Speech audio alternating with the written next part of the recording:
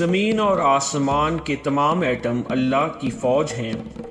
تم نے دیکھا کہ ہوا نے قوم عاد کے ساتھ کیا سلوک کیا؟ وہ انتقامی سمندر فرعون پر کیسے ٹوٹا؟ اور اس زمین نے قارون کے ساتھ کیا سلوک کیا؟ اور ان ابابیلوں نے ہاتھی کے ساتھ کیا کیا کیا؟ اور کیسے نمرود کی کھوپڑی کو مچھر کھا گیا؟ اور لوط کے دشمنوں پر پتھروں کی بارش ہوئی۔ اے اپنے اعمال میں اللہ کی مخالفت کرنے والے، تم اس کی فوج کے درمیان ہو، ڈرو۔ اگر وہ آنکھ سے کہے اسے اذیت دو، تو آنکھ کا درد آپ پر 100 تکلیفوں کا باعث بن جائے گا، اور اگر وہ دانتوں سے کہے اسے تکلیف دو، پھر آپ اپنے دانتوں سے عذاب پاؤ گے۔ یعنی ہمارے اعضاء اللہ کی فوج کے مانند ہیں، سو انسان کو اللہ کی نافرمانی کرتے ہوئے ڈرنا چاہیے، کیونکہ وہ ہم پر مکمل طاقت رکھتا ہے، اور ہمارے اپنے جسم کے اعضاء سے بھی ہمیں کسی بھی وقت سزا دینے پر مکمل اختیار رکھتا ہے۔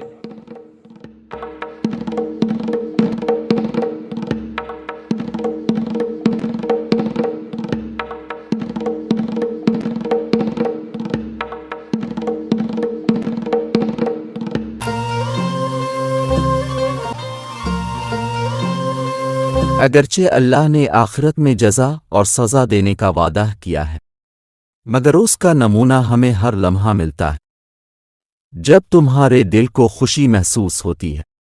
یہ تمہاری کسی کو خوشی دینے کی جزا ہے۔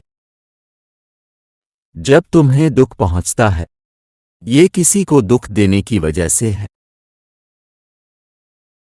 یعنی ہمیں اپنی نیکیوں کی جزا اور گناہوں کی سزا آخرت سے پہلے دنیا میں بھی کچھ حد تک ملتی رہتی ہے۔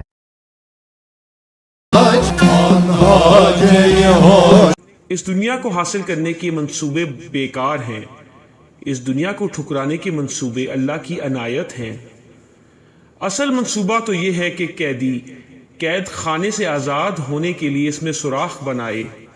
اگر وہ سوراخ میں خود ہی رکاوٹ ڈالے تو یہ احمقانہ منصوبہ ہوگا۔ یعنی انسان دنیا میں قیدی کی طرح ہے، اگر ہم زیادہ سے زیادہ دنیا کی طلب کریں تو ہم در حقیقت اس کے اور بھی قیدی بن رہے ہیں۔ عقل کا تقاضا تو یہی ہے کہ دنیا کی طلب چھوڑ دی جائے اور قید سے آزاد ہوا جائے۔ قید خانے میں سیٹل ہونے کی آرزو بے وقوفی ہے۔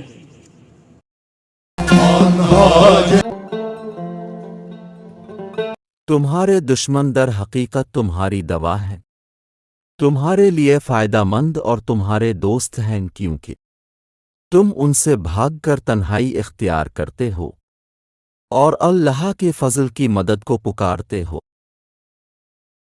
تمہارے دوست در حقیقت تمہارے دشمن ہیں، کیونکہ وہ تمہیں اللہ کے حضور سے دور کر دیتے ہیں اور اپنے ساتھ مشغول۔ یعنی تمہارے دشمن تمہارے اللہ سے قریب ہونے کی وجہ بن جاتے ہیں، اور تمہارے دوست تمہارے اللہ سے دور ہونے کی وجہ بن جاتے ہیں۔ اس طرح دشمن دوست ہوئے اور دوست دشمن۔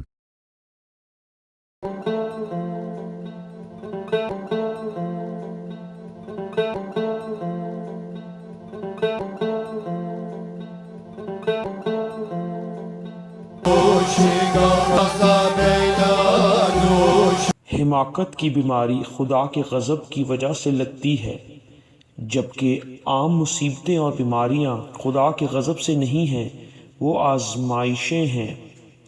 آزمائشیں اور سختیاں آخر میں خدا کی رحمت کو کھینچ لاتی ہیں، لیکن جاہلانہ بے وقوفی مصیبت اور تکالیف لاتی ہے، اور اس میں کسی کی مدد کارآمد ثابت نہیں ہوتی۔ اس لیے احمقوں سے دور بھاگو، کیونکہ ان کی صحبت اختیار کرنے سے بے انتہا مصیبتوں کا سامنا کرنا پڑتا ہے۔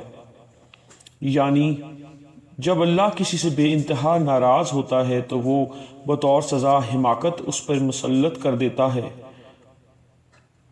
اور اس لیے دنیا کی دیگر تکلیفوں اور بیماریوں کے برخلاف بے وقوفی کی بیماری کی کوئی دوا نہیں۔ آمین آمین دنیا کی مثال ایک درخت کی سی ہے اور ہم کچے پھل کی طرح ہیں۔ جس طرح کچا پھل درخت سے زور سے چپکا رہتا ہے، اسی طرح ہمارا دنیا سے شدت سے دل لگانا اور چپک کے رہنا کچا ہونے کی نشانی ہے۔ یعنی جیسے پکا ہوا پھل خود ہی درخت سے گر جاتا ہے، اسی طرح جو روحانی طور پر پک جاتے ہیں ان میں دنیا کی محبت و خواہشیں نہیں رہتی، جبکہ جو روحانی طور پر کچے ہوتے ہیں وہ دنیا کی محبت میں گرفتار رہتے ہیں اور کچے پھل کی طرح دنیا کو چھوڑتے ہی نہیں۔